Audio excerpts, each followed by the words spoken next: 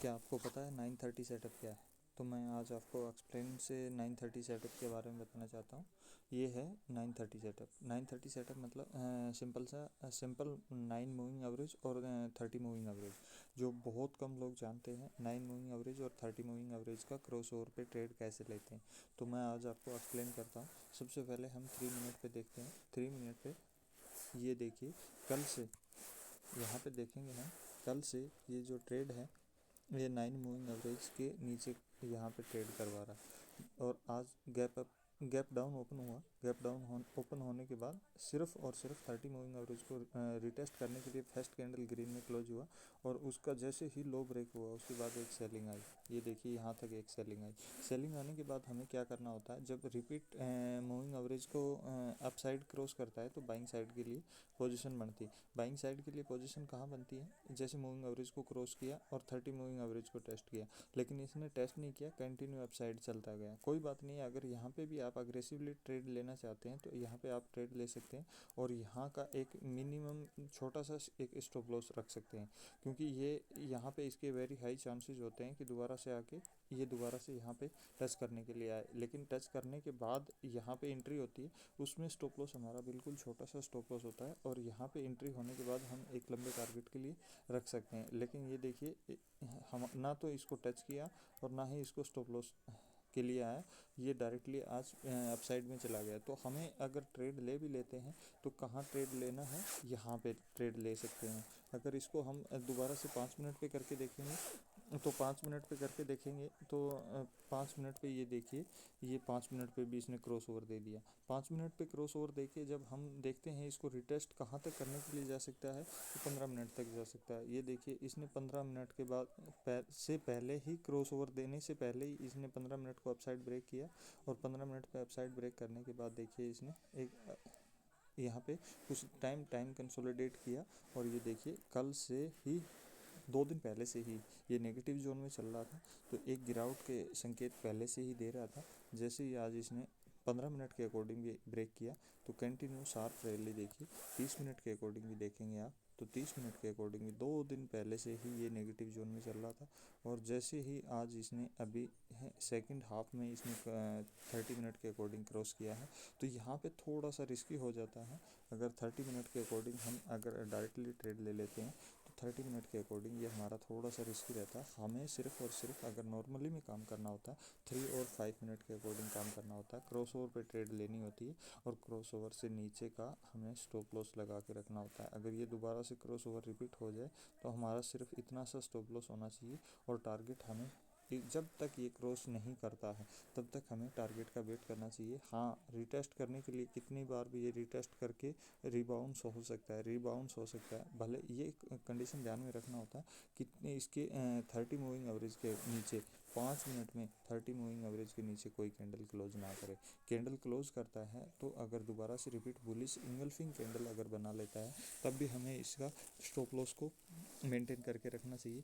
लेकिन अगर bullish engulfing बनाने की बजाय वहाँ पे कोई रिवर्सल पैटर्न नहीं बनता और अगर सेलिंग कंटिन्यू रहती है, कहीं से भी सेलिंग कंटिन्यू होती है, तो हमें क्या देखना चाहिए, हमारा स्टॉप लॉस को हमें ट्रेल करते हुए जाना चाहिए। और यहाँ पे ये देखने वाली बात दूसरी ये होती है, अगर हमें टारगेट कहाँ तक होना चाहिए, तो टारगेट हमारा हमें फोकस करना चाहिए कि हमारा टारगेट कहाँ पे होना चाहिए। इसके लिए हम पिवोट भी लगा सकते हैं, डे हाई का भी टारगेट रखते हैं, प्रीवियस डे लो का भी हम टारगेट रख सकते हैं, प्रीवियस डे हाई का भी हमें टारगेट रख सकते हैं। हमें ये ध्यान में होना चाहिए कि हर्डल कहाँ पे है।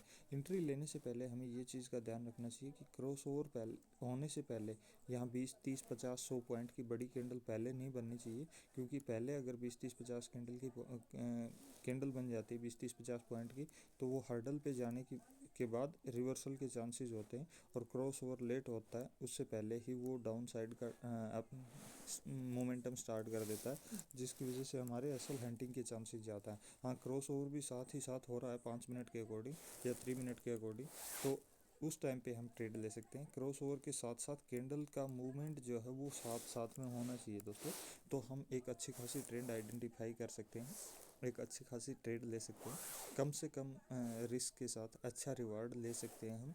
ये देखिए, आपको मैं दिखाता हूँ पहले का। ये देखिए, यहाँ पे क्रॉसओवर होने से पहले ही इस कैंडल ने एक अच्छा खासा कैंडल ने इसका हाई ब्रेक कर दिया था और दूसरी कैंडल ने तुरंत क्रॉसओवर होने से पहले ही डाउन साइड का मोमेंटम दे दिया। तो डाउन साइड का मोमेंटम दे दिया, इसका ये मतलब हुआ कि ये अप साइड ब्रेक होने वाला नहीं है।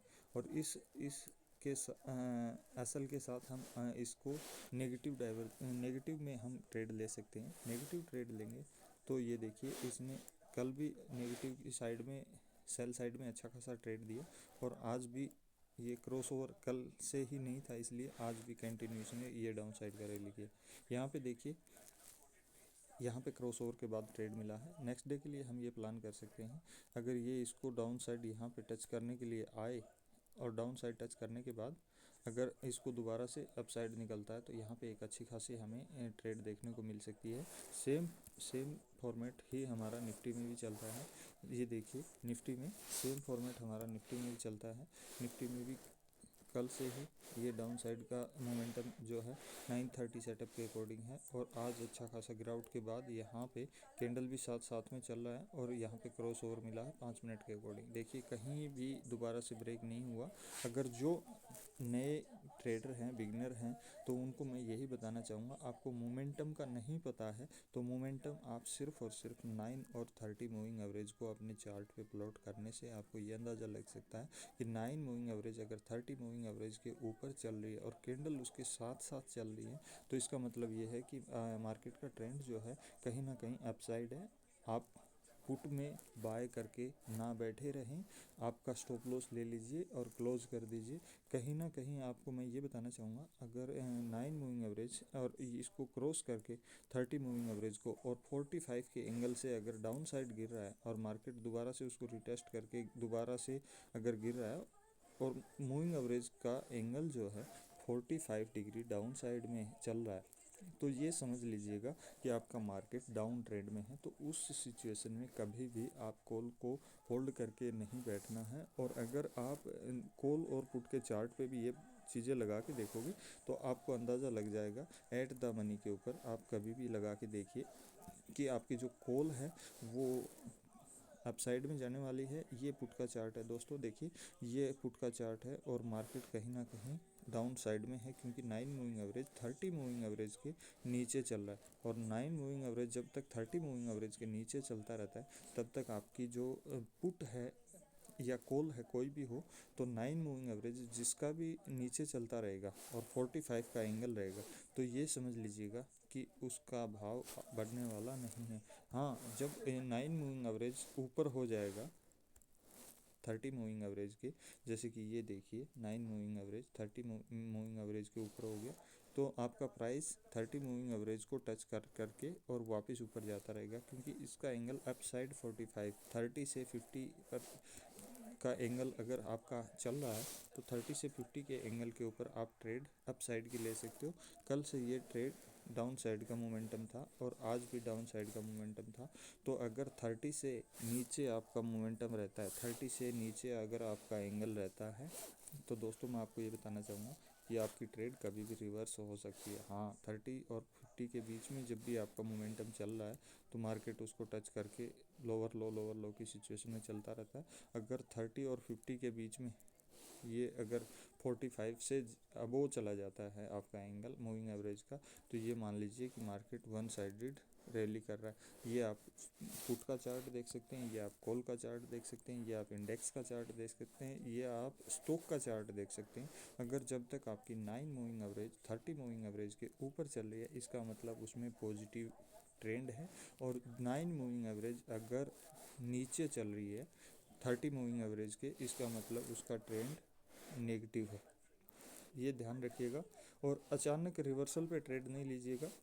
रिवर्सल होने के बाद 30 मूविंग एवरेज को कंफर्मेशन टच करने के बाद अगर जब ऊपर की साइड निकलता है तो आप यहाँ पे ट्रेड ले सकते हैं और आपका स्टॉप लॉस यहाँ पे छोटे से छोटा होना चाहिए और बाकी ट्रेंड को राइड करते रहना चाहिए।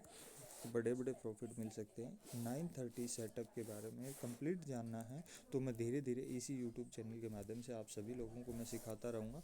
आप सब्सक्राइब कर सकते हैं मेरे चैनल को और डेली अपडेट के लिए आप नोटिफिकेशन बेल को ऑन कर सकते हैं। आपको डेली इसी चैनल पे हर रोज़ 930 सेटअप के अकॉर्डिंग आपको वीडियो मिलते रहेंगे। जय हिंद, जय भारत।